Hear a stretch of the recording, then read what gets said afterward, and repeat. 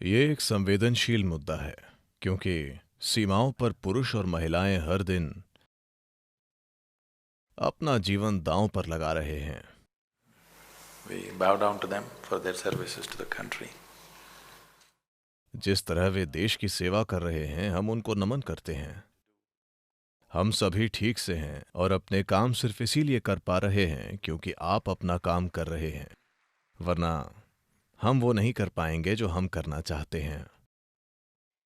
मृत्यु हर किसी की एक लगातार साथी है। मैं इसे कम करके नहीं आंक रहा हूं, लेकिन दूसरों की तुलना में सैनिक इसके प्रति ज्यादा सचेतन होते हैं। आमतौर पर ज्यादातर लोग मानते हैं कि दूसरे लोग मरते हैं। वे कभी नहीं सोचते कि वे मर जाएंगे, पर सैनिक जानता है कि वो किसी भी पल मर सकता है। तो ये जागरूकता सैनिक के काम को लगभग हर दूसरे काम से बहुत अलग बना देती है। हमें ये समझना चाहिए कि इस देश में दी गई सबसे बड़ी शिक्षाओं में से एक, मैं इसका विशेषज्ञ तो नहीं हूं, लेकिन सबसे बड़ी शिक्षाओं में से एक जिसे भारत में और पूरी दुनिया में तमामों पढ़े लिखे लोगों ने पहचाना है, वो है गीता। आपको समझना चाहिए कि कृष्ण ने शिक्षा देने के लिए युद्ध का मैदान चुना। वे इसे पहले कर पांडव 12-13 साल तक जंगल में थे, शांतिपूर्वक जंगलों में थे। वे शिक्षा वहां दे सकते थे, वे एक आश्रम स्थापित कर सकते थे और शिक्षा दे सकते थे, पर उन्होंने युद्ध का मैदान चुना क्योंकि एक इंसान कभी भी अपनी असली प्रकृति को नहीं पहचान पाता जब तक मृत्यु उसके सिर पर नहीं आती।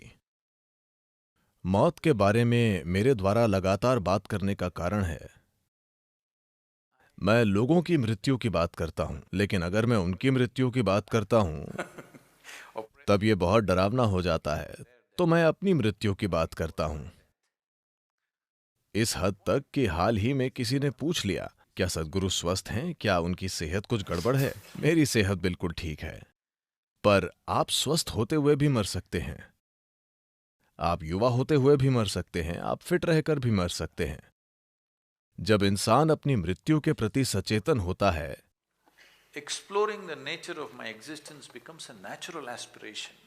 What is beyond this सिर्फ body? तभी अपने अस्तित्व की प्रकृति की खोज एक स्वाभाविक लालसा बन जाती है। इस शरीर के परे क्या है? मैं देश की सीमा पर मौजूद जवानों और अधिकारियों की स्थिति को कम आंकने की कोशिश नहीं कर रहा हूं, जो हर वक्त मुश्किल हालातों, खतरों और मौत का सामना कर रहे हैं, एक विचार के रूप में नहीं बल्कि असल में। मैं इसे किसी भी तरह से कम आंकने की कोशिश नहीं कर रहा हूं, लेकिन मैं ये कह रहा हूं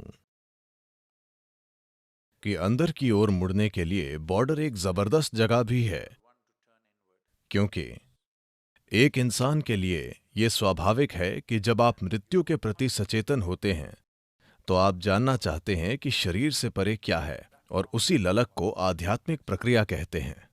इससे कोई फर्क नहीं पड़ता कि आपका लिंग, जाति, पंथ, धर्म क्या है। हर किसी के भीतर एक छोटा सा स्थान होना चाहिए जो उनके शरीर से परे है, जो उनके मन से परे है। अगर ये उनके अनुभव में आ जाता है, तो जब स्वाभाविक तरीकों या अस्वाभाविक तरीकों से जब ये शरीर छोड़ने का समय आएगा, तो आप ये काम बहुत शालीनता से करेंगे। हर इंसान के लिए, मैं सिर्फ बस एक सैनिक के लिए नहीं कह रहा हूं, हर इंसान के लिए ये समय आएगा।